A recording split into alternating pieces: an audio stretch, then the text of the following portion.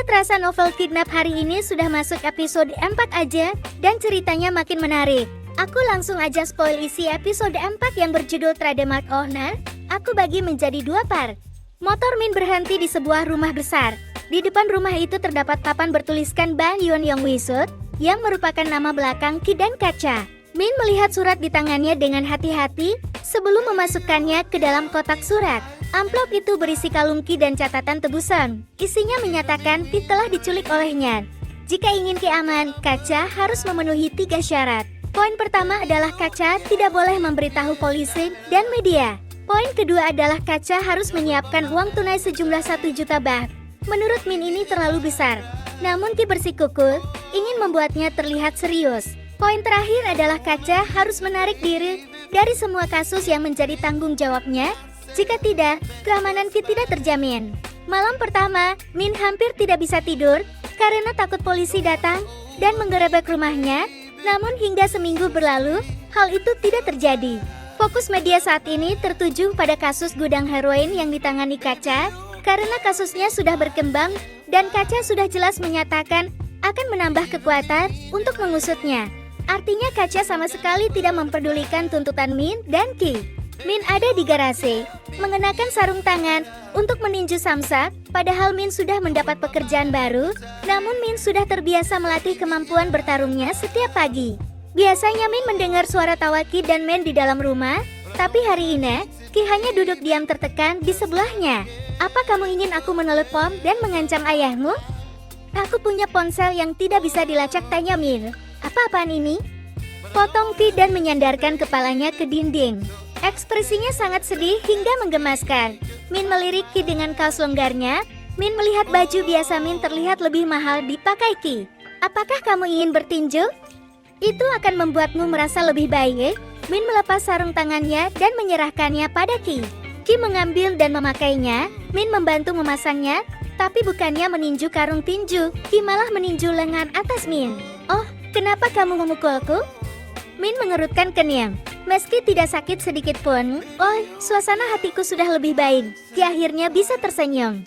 Ki meninju Min lagi. Kali ini, Min berpura-pura melompat dan jatuh. Ketika Min bertingkah seolah dia kesakitan setengah mati, meskipun dia hampir tidak sakit.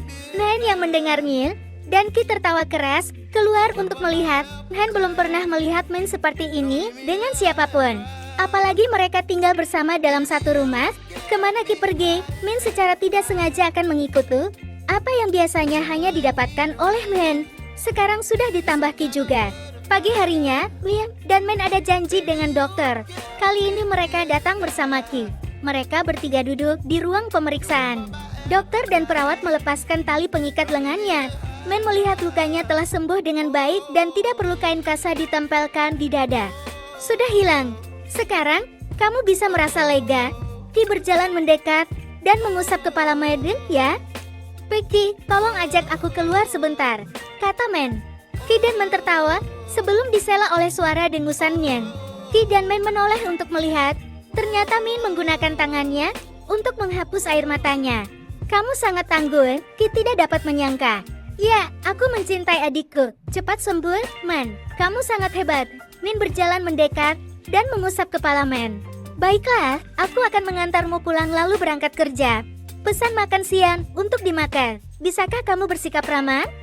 Aku memberimu uang. Ah, pekerjaan restoran yang Pemin ceritakan padaku?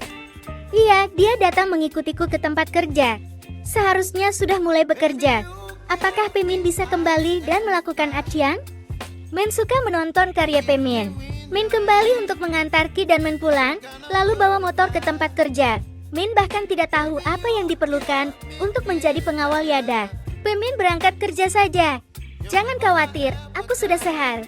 Aku bisa menjaga diriku sendiri. Ya, aku akan membantumu merawat Men. Kamu bisa mempercayaiku. Ki berbalik untuk memberitahu Min. Min tersenyum dan menganggun. Min begitu mudah mempercayai Ki.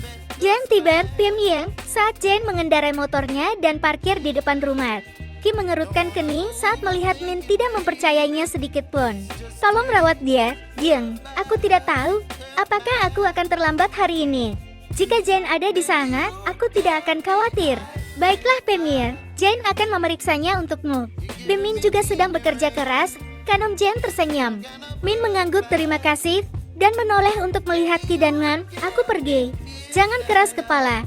Kalimat terakhir Min sengaja menatap Ki.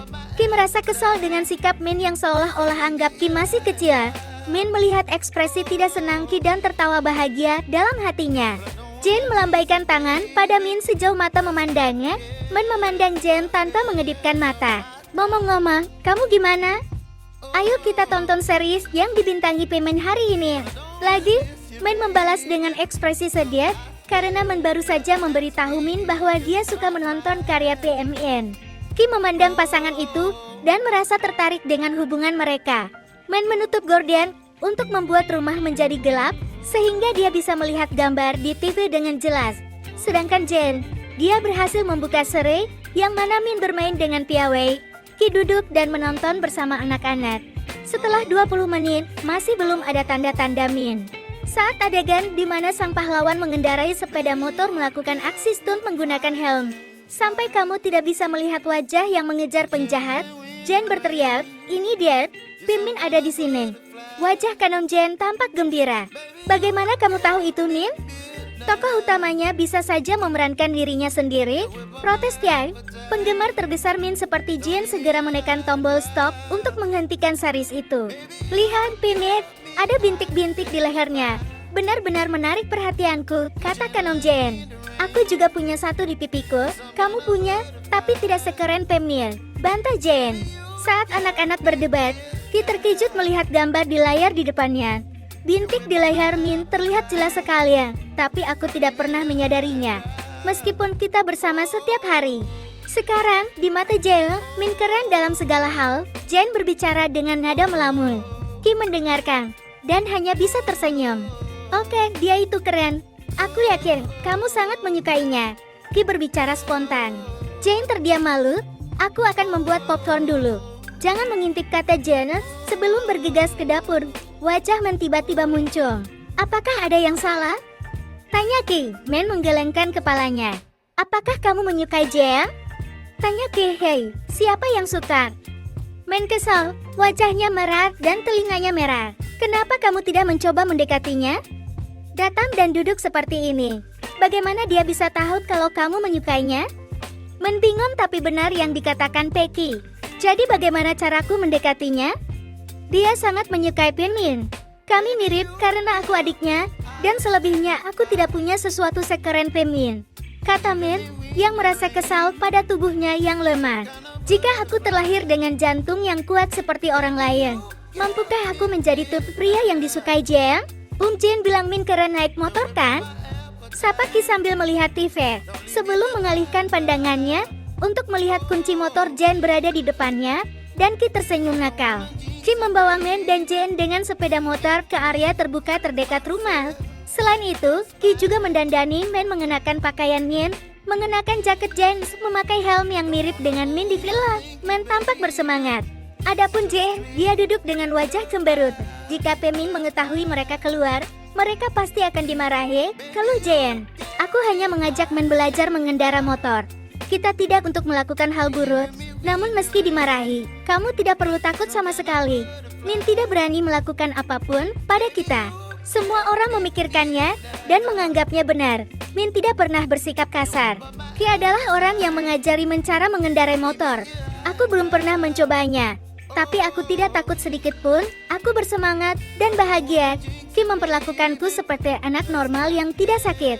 Perasaan percaya dari Ki tersebut membuat aku merasa bebas dan menyukai diriku dengan cara yang belum pernah aku rasakan sebelumnya. Dulu, aku hanya akan memikirkan apa yang telah dilakukan, apakah tidak akan mendapat masalah.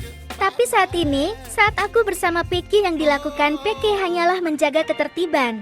Ki terus merekam klip tersebut sepanjang waktu, berencana untuk menunjukkannya kepada Min. Bagus sekali, hanya dalam 1 jam kamu akan fasil. Izinkan aku mencobanya lagi. Kali ini Ki duduk di belakang Min sebagai penumpang. Ki meminta Jane sebagai penumpang untuk menemani Min. Ki tersenyum dan segera menyiapkan kamera untuk merekam video. Min bawa motor dengan pelan. Jane menempel di bahu Min. Angin bertiup sepoi-sepoi, udara sejuk, dan Men yang tak henti-hentinya mengobrol, membuat Jane sama sekali tidak sadar akan berlalunya hari. Dulu Jane dan Men menghabiskan waktu bersama hanya di rumah dan di rumah sakit.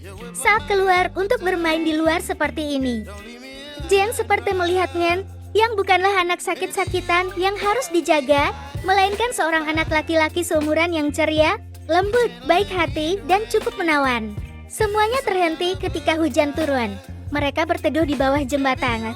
Namun lebih dari 1 jam telah berlalu dan belum ada tanda-tanda hujan akan berhenti. Min benar-benar gelap. Ini sudah dingin. Kalau begitu ayo kita beli jas hujan. Kalian tunggu di sini. Tapi aku tidak punya uang. Tolong beri aku uang. Ki mengulurkan tangannya. Men menggelengkan kepalanya dan menyerahkan uang kepada Ki. Jane berjalan mencari tempat duduk untuk menunggu. Ki memanfaatkan momen ini untuk berbisik kepada Men. Rayuan, hujan, romantis sekali, kata Ki. Wajah Men memerah dan dia buru-buru mengangkat tangannya untuk menutup mulut Ki, karena takut Jane mendengarnya sambil mendorong Ki untuk membeli jas hujan. Men dan Jane berduaan saja. Men berjalan mendekat dan duduk di sebelahnya. Bagaimana kalau kita naik sepeda motor lagi lain kali? Keren kan? Cukup, kata Jane. Apakah ini cukup? Cukup untuk menyaingi Pemnya? Jane menoleh ke arah Men ketika dia mendengar nama Min. Min menantikan jawabannya, keduanya saling menatap mata. Jane memandang wajah Men dengan detail. Detail wajah Men untuk pertama kalinya, rasakan lembabnya bulu Men, bintik di pipinya. Jaket jeans yang diambil Men dari Min untuk dipakai, menyebabkan Men tampil lebih ganteng dan menarik. Mungkin karena suasananya, atau karena masa lalu Min tidak pernah bertindak seperti ini kepada Jane. Jane merasakan jantungnya bergetar. Tidak, meskipun Jane menjawab seperti itu, tapi pipinya memerah. Ekspresi malu-malu yang tidak bisa disembunyikan dianggap sebagai jawaban yang membuat Men puas. Oke, atau tidak, jawab Men sambil tersenyum. Keduanya tidak bisa saling memandang karena malu. Jane hanya menoleh untuk melihat hujan. Men bergerak untuk duduk lebih dekat ke Jane, tapi masih ada jarak. Jane menoleh untuk melihat sedikit, tapi tidak mengatakan apa-apa. Pasangan itu hanya duduk memandangi hujan dan tersenyum. Jauh dari sana, Ki mengenakan jas hujan berwarna pink. Ki berlari melewati hujan dan hampir sampai. Namun ketika Ki melihat Jane dan Men tampak bersenang-senang bersama, Ki memutuskan untuk memberi mereka waktu. Ki tidak ingin mengganggu. Ki berdiri di tengah hujan menunggu. Ki, Men, dan Jane masuk ke dalam rumah dengan memakai jas hujan. Namun masih basah. Saat memasuki rumah, mereka melihat Min duduk dengan tegang di sofa. Min bertanya, dari mana saja kamu? Tenang dulu, ada sesuatu yang ingin kutunjukkan padamu. Ki berencana menunjukkan kepada Min ponsel yang merekam video bahagia hari ini.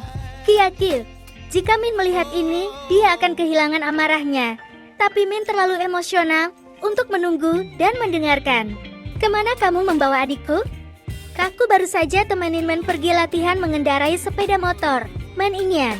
Ki, apakah kamu tahu apa saja risiko penyakit yang dimiliki Men? Min meninggikan suaranya pada Ki. Ki membeku karena dia belum pernah melihat Min semarah ini. Hujannya deras sekali. Jantung menstimulator listrik. Apa yang akan dilakukan kalau ada petir? Dan jika terjadi kecelakaan, apa yang akan kamu lakukan? Men itu bahkan baru saja mengeringkan lukanya, baru saja penyangga lengannya dilepas. Jika terjadi kecelakaan mobil, itu akan menjadi masalah yang lebih besar. Tapi Ki tidak berhati-hati sama sekali. Tahukah kamu apa yang terjadi pada Mei jika itu terjadi? Bagaimana kamu mengambil tanggung jawab? Teriak Min pada Ki.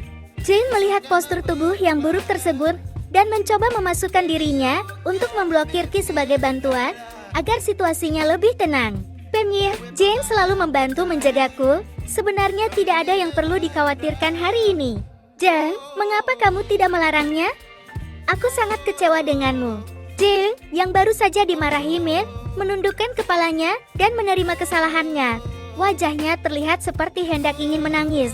Min yang sudah lama terdiam hingga mendengar Min mengutuk Jane, Min tidak tahan lagi. Sudah cukup, Min. Men hanya ingin keluar untuk berlatih mengendarai sepeda motor. Apa itu salah? Dokter tidak mengekang Men seperti Piming. Karena Vi tidak ingin terjadi sesuatu padamu. Inilah yang Vi khawatirkan. Jadi kamu mengunciku di dalam rumah dan tidak membiarkanku keluar untuk melakukan apapun? Apakah kamu masih melihatku sebagai manusia? Min merasakan batuk kering. Suara pintu dibanting hingga tertutup dengan keras. Ini mengakhiri percakapan antara Min dan Man. Jane berdiri dengan wajah sedih. Ki marah sekaligus sedih atas apa yang terjadi. Jane, pulanglah dulu. Jane mengemasi barang-barangnya dan pulang ke rumah dan masih menangis. Ki merasa marah karena Min terlalu marah hingga menyakiti perasaan semua orang. Apakah kami benar-benar melakukan kesalahan? Mengapa kamu harus menindas semua orang seperti ini? Aku pergi bekerja. Aku capek setengah mati mengurusnya. Tapi apa yang kamu lakukan? Kamu membahayakan adikku. Kamu memarahiku karena menjadi penindas. Tapi pernahkah kamu peduli pada siapapun? Apa risikonya? Tidak ada yang terluka hari ini. Aku beritahu kamu, semua orang sangat bahagia hari ini. Sebelum pulang dan bertemu kamu. Kamu senang karena sama sekali tidak peduli dengan Mande. Kamu tidak pernah peduli sama sekali. Siapa yang akan hidup dan bagaimana mereka akan mati? Kamu hanya tertarik pada apa yang ingin kamu lakukan. Kamu bahkan tidak pernah memikirkan orang lain. Ki mendengar ini dan menjadi lebih marah dari sebelumnya. Kaulah yang tidak pernah memikirkan orang lain. Mengunci Man di dalam rumah, sama seperti kamu takut akan mendapat masalah karenanya. Pasti senang sekali mempunyai kakak laki-laki sepertimu. Min tertegun mendengar perkataan Ki. Min, yang sangat marah pada Ki, namun tidak ingin bertengkar lebih jauh, memutuskan untuk berjalan menuju dalam rumah. Setelah Min mandi dan berganti pakaian, suasana hati mulai agak tenang. Min merasa bersalah karena sudah terlalu kasar pada orang lain, terutama Min. Min lalu berjalan ke depan kamarnya dan mengetuk pintu sambil memanggil Min dengan suara yang lembut. Min, ayo turun dan makan. Aku sudah menyiapkan nasi untukmu. Kamu harus minum obat. Min tetap diam, tanpa respon apapun. Min memutuskan untuk mencoba mengetuk lagi. Sesaat kemudian, terdengar bunyi gedebuk. Itu datang dari kamar seperti orang jatuh ke lantai. Min kaget dan menggedor pintu dengan keras. Man, apakah ada yang salah, Man? Tidak ada jawaban dari Man. Min semakin cemas memutuskan untuk mendobrak pintu hingga pintu terbuka. Jantung Min berdetak kencang saat melihat Man tergeletak di lantai. Wajahnya merah, berkeringat dan demam, namun masih sadar. Min bergegas menggendong Man di pelukannya, goyangkan badan dan pukul pipinya untuk membangunkannya. Man, jangan tertidur dulu. Suara Min bergetar, air matanya mengalir. Man, bisakah kamu mendengarku? Ki yang mendengar suara Min turun bergegas untuk melihat apakah ada yang salah. Tanya Ki, semua kata-katanya hilang saat melihat Min sedang memeluk Man dan menangis. Ki kaget dan berdiri mati rasa di depan pintu. Ki, panggil ambulans. Bersambung.